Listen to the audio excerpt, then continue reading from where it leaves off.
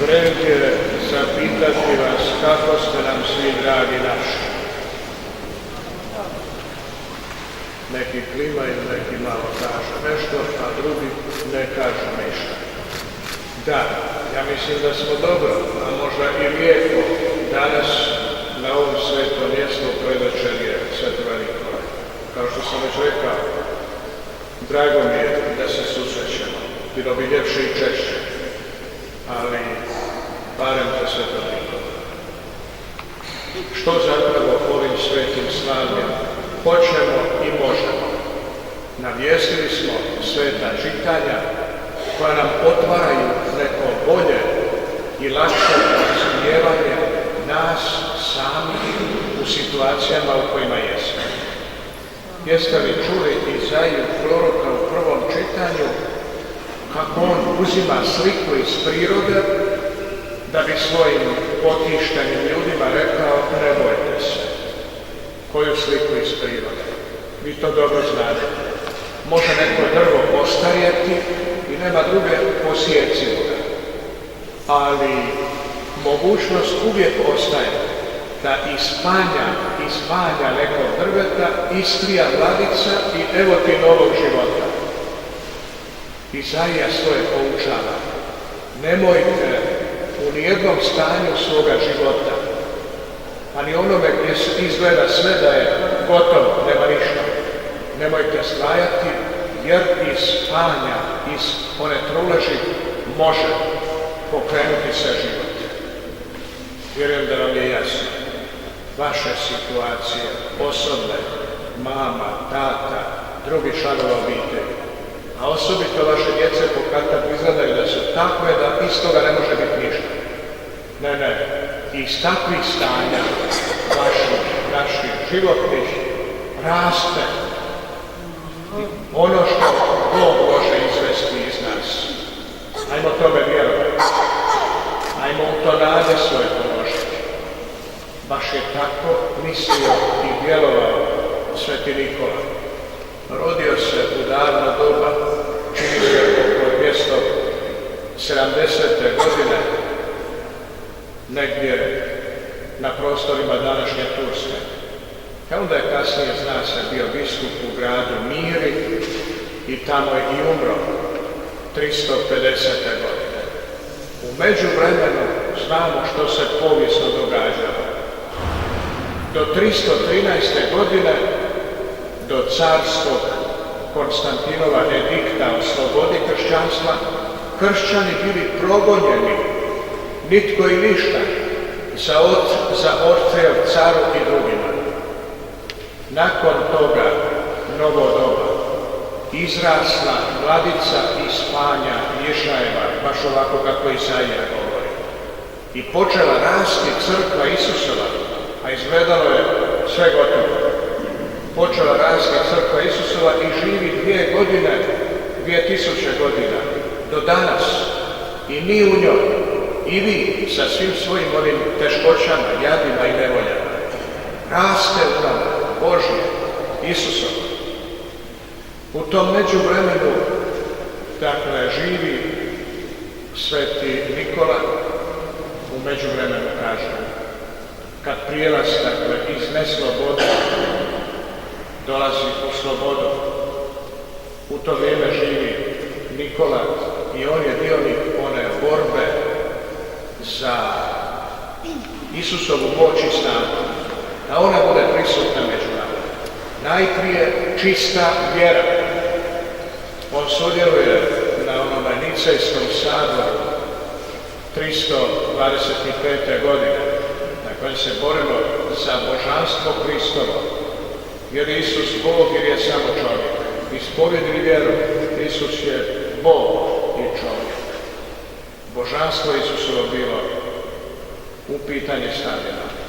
On, Nikola, veliki borac, jer je točno znao, onoliko koliko bude božanstvo Isusovo prihvaćeno i ispovjedano u našim životima, toliko će to božanstvo biti naša moć, naša snaga u nemoćima.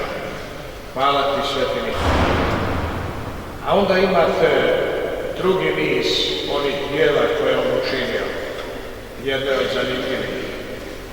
Da je u jednoj obitelji gdje je, jer u ono doba je bilo redovito da su djevojke bile zapravo na neki način prodavane, miraz trebale imati za udaj. Nema obitelj miraza i bila je opasnost da otac preda svoje kćeri, 3, pozna u što i da te 3 kćeri njegove propadnu u nemoral.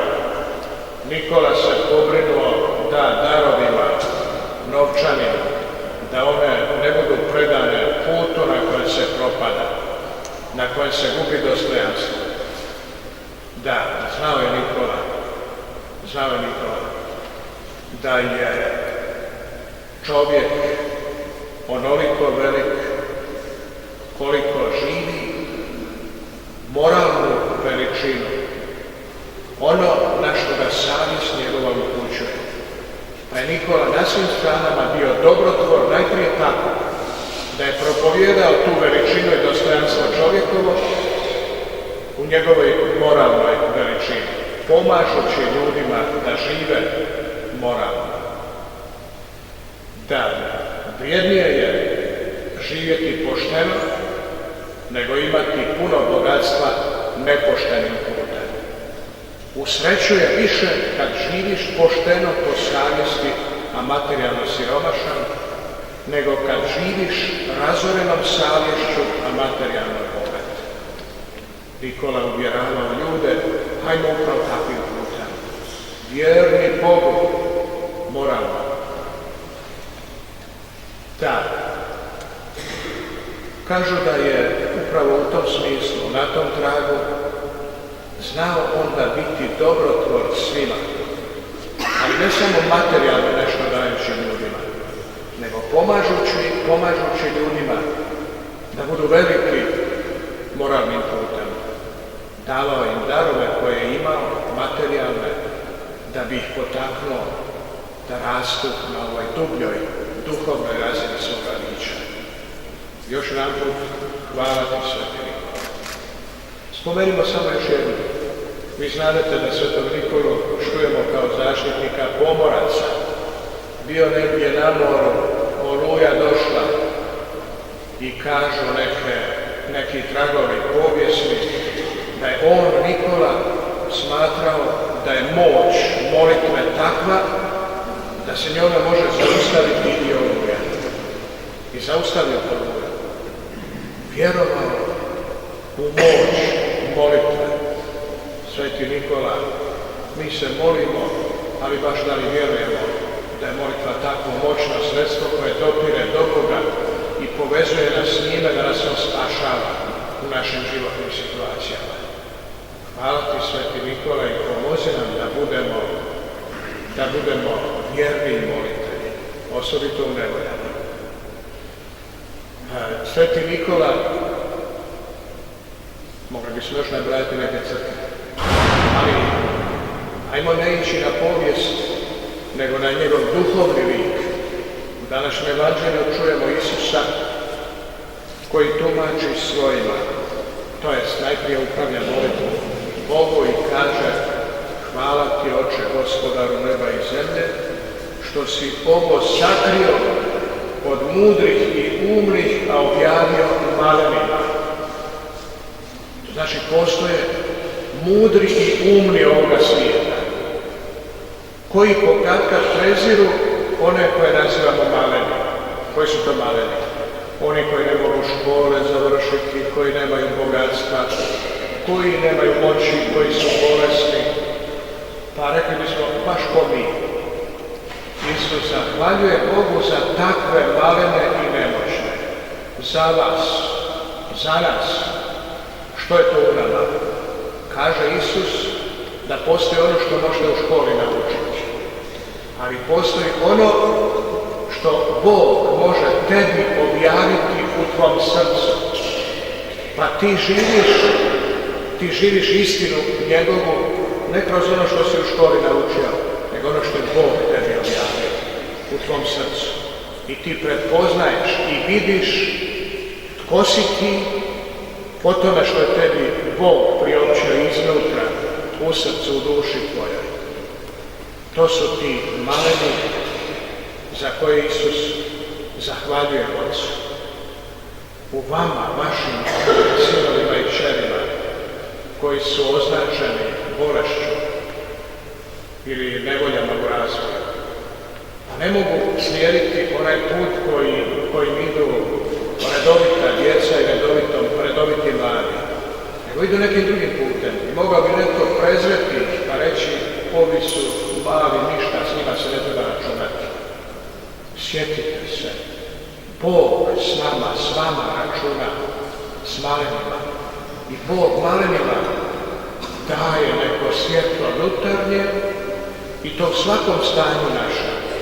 I ranjenosti, tko zna kako je, On nam daje, On daje ovima vašima, sinovima i kćeri, da prepoznaju tko su oni u svijetu Božjem, a žive iste povezanosti s njime svoje dostojanstvo.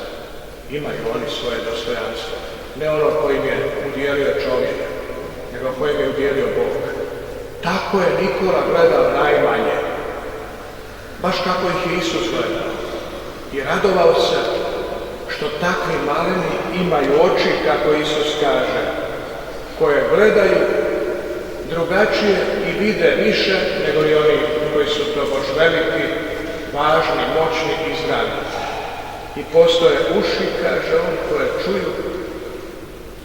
koje čuju ono što oni veliki ne čuju.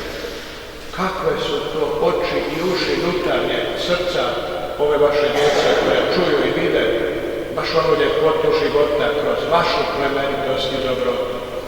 Vi ste roditelji, ta objava Božja svojoj djeci, kad svojom strpljivošću, svojom dobrotom i plemenitošću živite svakodnevicu s njima i oni prepoznaju u tome ko su oni po Bogu, koja je njihova veličina po ljubavi koju im iskazujete. Neka sveti Nikola daruje svojim zagovorom svima vama, roditeljima, upravo tu sposobnost razumjeti koliko je dragocjeno vaše služenje, vašoj djeci, koliko je dragocjena vaša ljubav, koja pomaže toj djeci da vide, imaju oči srca pa prepoznaju i čuju ono što je ljepota Božja u dubinama njihovog bića koju Bog objavljuje po vašem služenju. A svima vama, vašoj djeci, neka Bog udjeli da imaju dovoljno duhovne, unutarnje snage nositi svoju svakodnevicu s onim križem koji je povjerio. A križ koji je darovan, to je dar, koji je darovan vašoj djeci, nije križ koji ih treba satrti i uništiti, nego križ patnje koji ih oplemenjuje i koji ih uvodi u neke dubine našeg postojanja, kao što nas je uveo Isusov križ. Tu se nalazimo negdje na tragu Božje istine, onama koju mi ne dokučujemo do kraja, nego joj vjerujemo. U toj vjeri prihvatimo jedni druge, u toj vjeri radujemo se jedni drugima i u toj vjeri blagostivljamo jedni druge, u toj vjeri pomažemo jedni drugima. Sveti Nikola, ti si bio takav, pomozi nam da i mi